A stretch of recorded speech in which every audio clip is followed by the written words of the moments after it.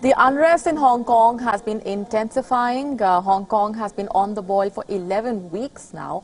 Over 1,000 Hong Kong school teachers braved thunderstorms and adverse weather conditions to start a weekend of anti-government demonstrations. Teachers said they want to show their support for the protesters, many of whom are students. After gathering at the Central Business District, they marched towards the government houses, chanting, "Hong Kong police know the law, they break the law."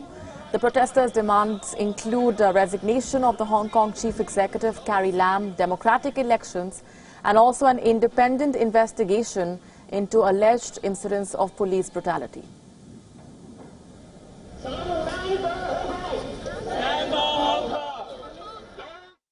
Teachers is also citizen. They are very concerned about the development of the whole campaign. And we have another role. We want to protect our students, our youngsters. So teachers are willing to come out and speak for the youngsters and also stand by them so that they are not alone. But things could spiral out of control if China decides to send in troops to clamp down on the protesters. And given several indications of late, that is a strong possibility. Thousands of Chinese military personnel were seen parading at a sports stadium in a city right across the border from Hong Kong. Armored vehicles were also seen inside the stadium. Shenzhen is a city located right across the Hong Kong harbour, very close to the border. That's where the troop deployment was seen. Meanwhile, protesters in Hong Kong remain defiant as they have yet again resorted to using laser pointers for demonstrations. Protesters used laser pointers at riot police personnel after authorities deemed it to be a weapon. That's been the latest flashpoint. This is not the first time when protesters have brought laser pointers to their demonstrations. Hundreds of protesters had earlier turned up outside a museum with their laser pointers and lit up the sky in green. This was done to protest against the arrest of a protester who had carried a laser pointer. This is not the first unusual weapon that protesters in Hong Kong have been using. Umbrellas have also been used by them to block tear gas and conceal their identity. The unrest in Hong Kong began as a protest against an extradition bill, but it has now morphed into a broader movement and become one of the biggest crises that Chinese President Xi Jinping has faced since he took power in 2012.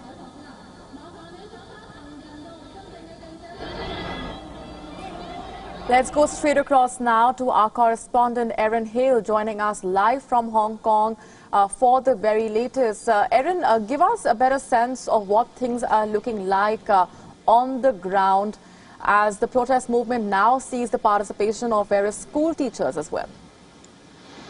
Tonight is actually very unusual.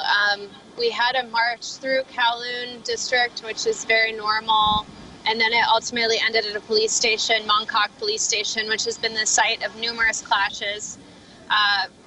Protesters did use their laser pointers against police, as mentioned, but then they really disappeared. They're actually behind a crowd of media. They were all gathered in one place, and suddenly they were gone.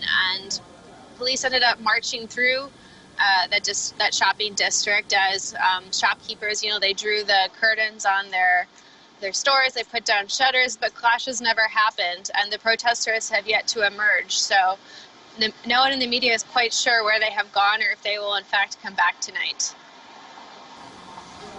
Right, and do the demands of the protesters now also include, as per the latest coming in, apart from the resignation of Hong Kong Chief Executive, they have of course been demanding an investigation into alleged incidents of police brutality, but also does that set of demands also include that laser pointers should not be considered as a weapon anymore, because they have been trying to drive home that point that it is a harmless tool for showing their dissent?